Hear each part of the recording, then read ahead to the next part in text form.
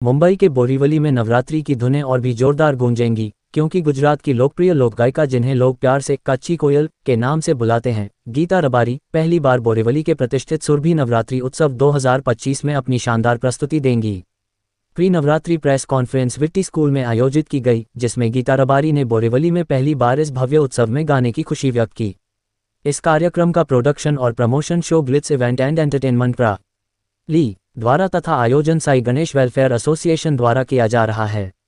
Borivali waste court केंद्र ground number 4 में गीता रबारी इस बार सुरभि नवरात्रि उत्सव में परफॉर्म करेंगी, जहां हर रात 30,000 से अधिक गरबा प्रेमी उपस्थित रहेंगे। इस अवसर पर जनसेवक गोपाल शेट्टी, भाजपा विधायक संजय उपाध्याय, कार्यक्रम के आयोजक संतोष सिंह सहित भारी संख्या में गणमान्य लोग उपस्थित थे।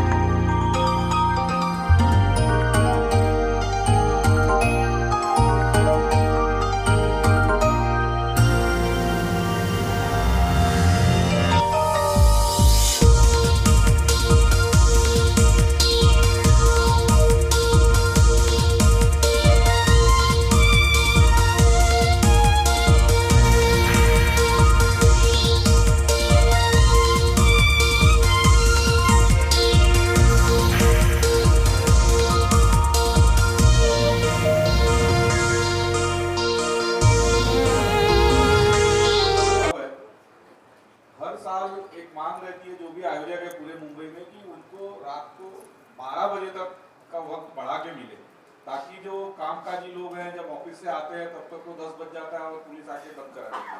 तो सर इस बार वो जो वक्त है बढ़ा के मिले, इसके लिए आप सरकार से क्या मांग करने वाले हैं और कितना दिन तक 12 बजे तक का परमिशन मिल सकेगा सर?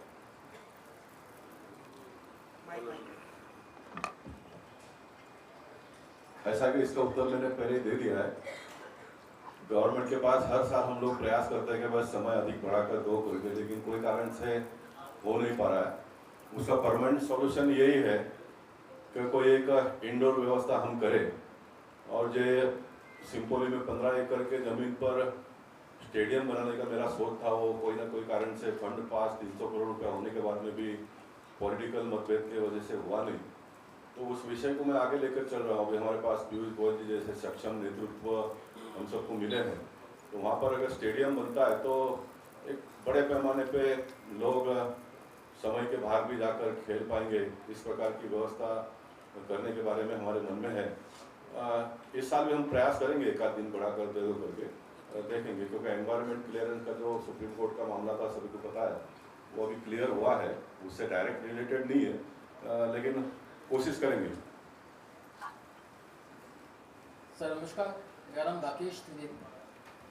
जैसे कि अभी चर्चा हो रही थी कि बोरीवली को दांडिया गरबा का गढ़ माना जाता है।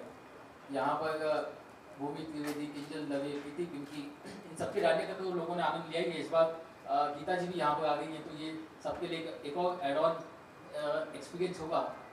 क्या लगता है कि संजय जी, बोरीवली की जो जनता है इस साल वो फाल्गुनी को यहाँ पर मिस करेगी?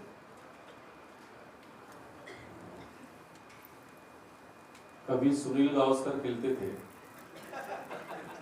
तो उसके बाद सचिन तेंदुलकर आए। लोगों को लगा सचिन तेंदुलकर से अच्छा कोई नहीं होगा, तो विराट कोहली आए। तो फाल्गुनी बहन बहुत अच्छी है, लेकिन गीता बहन भी नंबर 1 है। और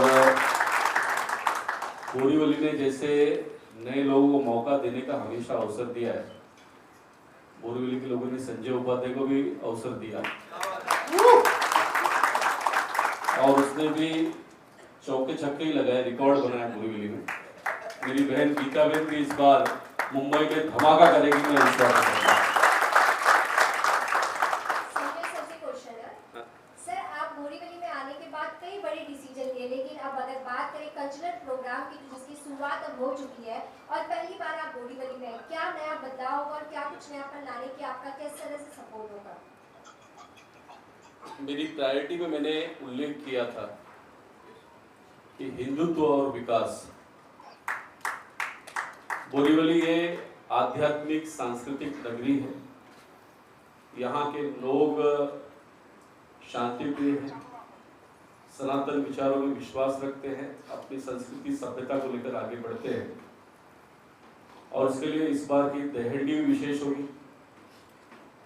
इस बार का झंडा वंदन भी विशेष होगा, हम हर घर तिरंगा फहराने वाले हैं। इस बार की जन्माष्टमी भी विशेष होगी। यहाँ के सभी देवालय में सभी लोग कृष्ण भक्ति में झूमने वाले हैं। इस बार का गणेश विसर्जन भी खास होगा, क्योंकि हमने महाराष्ट्र में गणेश उत्सव को राज्य उत्सव का दर्जा दिया। गणेश उत्सव ये महाराष्ट्र की पहचान नहीं है। अब पूरी दुनिया मुंबई में, महाराष्ट्र में आकर गणेश उत्सव क्या होता है ये देखेगी, हमारी संस्कृति को समझेगी, हमारी सभ्यता को समझेगी। तो एक बहुत बड़ी शुरुआत गणेश उत्सव से होने वाली है। और नवरात्रि जिसमें हर आदमी झूम उठता है, ये भी इस बार खास होगी। और मुझे पूरा विश्वास है कि ट्रम्प चाहे 50% कर ले, चाहे 100% कर ले, हमारी दिवाली भी शानदार होगी। गीता जी, मैं TV9 से हूँ, गोविंद ठाकुर। मेरा सवाल है कि मुंबई बोरीवली में आपका पहली बार इतना बड़ा शो होने जा रहा है, तो आपके हिंदी और गुजराती गाने तो सुने हैं, लेकिन मुंबई में क्या आप मराठी गाने भी गाएंगे क्या इस बार? बिल्कुल, मुझे मराठी भाषा पसंद बहुत है, मैं सीख रही हूँ, क्योंकि मैं गुजरात में रहती हूँ तो मुझे इतना मौका नहीं मिलता। मगर इस बार गुजराती तो गरबे होंगे, हिंदी भी होंगे और साथ में मराठी भी गरबे होंगे।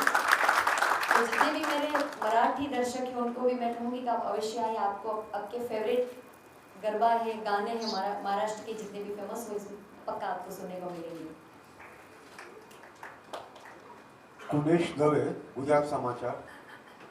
संतोष जी और गोपाल भाई, मैं पूछना चाहता हूँ कि आप तक आपने अपना इसका बहन का किया था आपने मैडम का, मगर इस टाइम गीता रबारी को लाएगी। लास्ट टाइम गीता रबारी जी अंधेरी में प्रोग्राम बताया था, तो गीता जी ने बोरीवली में किस तरह से प्रेफर किया? मैं उत्तर देता हूँ। मेरा बोरीवली से जो संपर्क है वो आज का नहीं है। रघुलीला मॉल में जब संतोष ने पहली बार प्रीति पिंकी को लाया था ना, तब भी मैं उसमें था। और संतोष सिंह हमेशा ये एक्सपेरिमेंट करने के लिए जाने जाते हैं, और इसके लिए अंधेरी में भी हमारे मुर्जी काका ने किया था, और यहाँ पर भी हम सब मिलकर करने वाले हैं। और जो गोविंद ने मराठी की बात की, मुंबई में सबसे बड़ा मराठी दांडिया भी हम ही करते हैं। और उसके लिए जब हमारी सरकार है तो हिंदुओं के त्योहारों पर कोई पाबंदी नहीं होगी। गणेश विसर्जन में बहुत बड़ी पीओपी की बाधा थी, वो भी हमने हाई कोर्ट में मध्यस्थता करके आदेश लाया है, तो वो भी कोई समस्या नहीं होगी। और इसलिए इस बार के सारे त्योहार शानदार होंगे, जानदार होंगे। मुंबई जिसके लिए जानी जाती है, बॉलीवुड की अनेक पिक्चर मुंबई की दहंडी के डांस के कारण प्रसिद्ध हुए। बॉलीवुड के बहुत सारे पिक्चर हमारे गणेशोत्सव के गानों के कारण हिट हुए हैं। और बॉलीवुड के बहुत सारे पिक्चर, वो सुहाग का अमिताभ बच्चन का हो, चाहे मैं ऐसे बहुत सारे गीत बता सकता हूँ जो केवल हमारे नवरात्रि के कारण हिट हुए। तो ये बार भी सब हिट ही होने वाला है, चिंता की आवश्यकता नहीं। और गीता बहन या और भी कोई नवोदित कलाकार होगा तो निश्चित ही सबको आगे आने का मौका मिलना चाहिए। हमारी तरफ से इस प्रकार का प्रयास शुरुआत है और मुझे लगता है सभी इसका स्वागत करेंगे।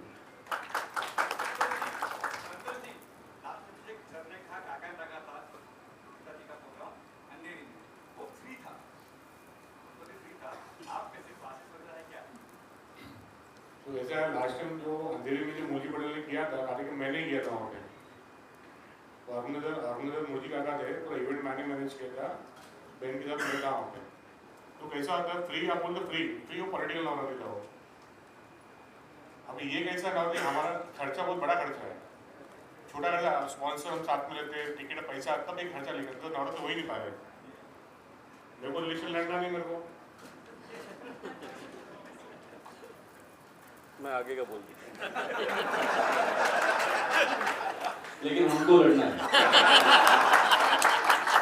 और इसलिए मैंने पहले ही बोल दिया था, सब परिवार आप सब आमंत्रित, और उसके लिए कोई पैसा नहीं लगेगा, ये मेरी जिम्मेदारी। उसका पैसा मैं संतोष को दे दूंगा।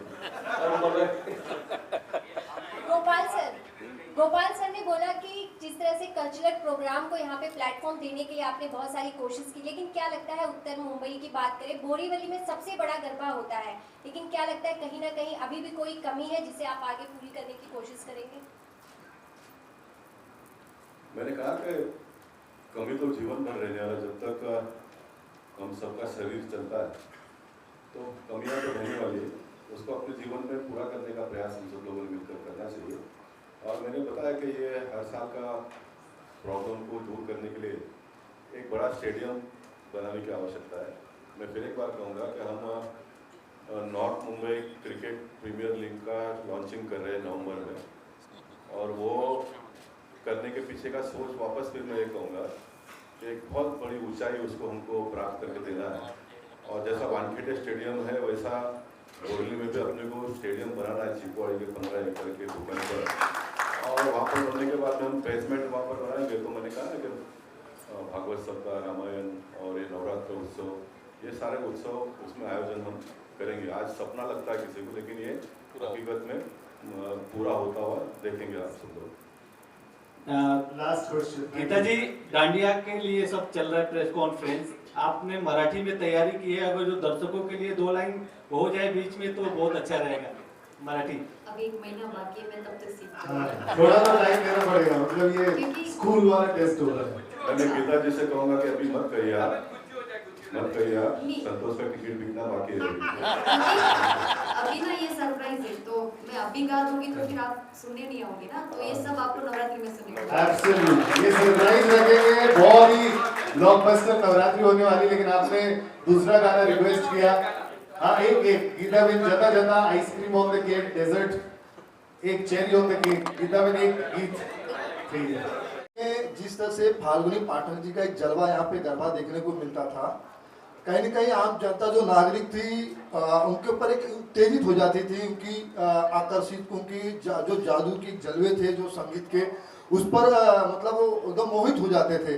तो अब इस बार कुछ नए नागरिकों को, नए चेहरे तो नहीं है, मगर एक आपका भी बहुत बड़ा नाम है संगीतकार में और गरबे के लाइन में, तो आपका किस तरह से जलवा होगा कि वाकई में आम जनता आपको एकदम मोहित कर ले और आपके भी पीछे दीवाने जैसा हो, जैसे कि अंधेरी में मुर्गी काका पटेल चुनावी लड़ते थे और आपको बुलाया करते थे, गरबा वहाँ होती थी, लेकिन कहीं न कहीं वहाँ पे आज जिस तरह से काका का जो गरबा हुआ वहाँ पे आज उन्होंने सीट निकाल ली, तो यहाँ पे भी कुछ ऐसा उत्तर मुंबई में कुछ जलवा देखने को मिलेगा क्या? अरे बहुत जलवा दिखेंगे 9 के 9 दिन। 22 अक्टूबर को आइएगा, रुद्र मार्ग ग्रुप प्रेजेंट्स सुरभि नवरात्रि उत्सव 2025 प्रोड्यूस्ड अँड प्रमोटेड बाय। शेवटचा एक प्रश्न आहे खरं तर आता सर आपण संपूर्ण सर बोरिवलीमध्ये सर्वात मोठा गरबोत्सव होतो। बोरिवलीमध्ये अनेक ठिकाणी होत असतो, नायडू क्लब आयोजित गरबोत्सव सुद्धा आहे। मात्र बोरिवलीमध्ये पोहोचता पोहोचता अनेक गरबा रसिक आहेत ते ट्रॅफिक मध्ये अडकतात, त्याच्यावरती काही पोलिसांची चर्चा झाली का? कशा प्रकारची पार्किंग व्यवस्था असणार आहे? कारण मोठ्या प्रमाणात गर्दी आता बोरिवलीमध्ये होताना पाहायला मिळते, दरवर्षी मोठ्या प्रमाणात ट्रॅफिक सुद्धा होतं।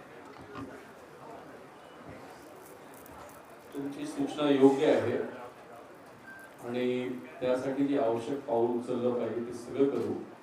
काही वर्षासाठी आहे, कारण आता कोस्टल रोड, मेट्रो आणि ते टनेल पण होतोय, तर बोरिवलीची समस्या पुढच्या 2-3 वर्षात संपेल। पण एवढा मोठा इव्हेंट असतो तर निश्चित भरपूर लोक गाड्याने येतात, तर फार मोठी पार्किंगची व्यवस्था सुद्धा करण्यात आली आहे। एकाच वेळेला भरपूर लोक आल्यामुळे ती गर्दी दिसते, तर त्याचं नियोजन आवश्यक आहे। आम्ही निश्चित पोलिसांची मदत करू। Wonderful guys, thank you so much.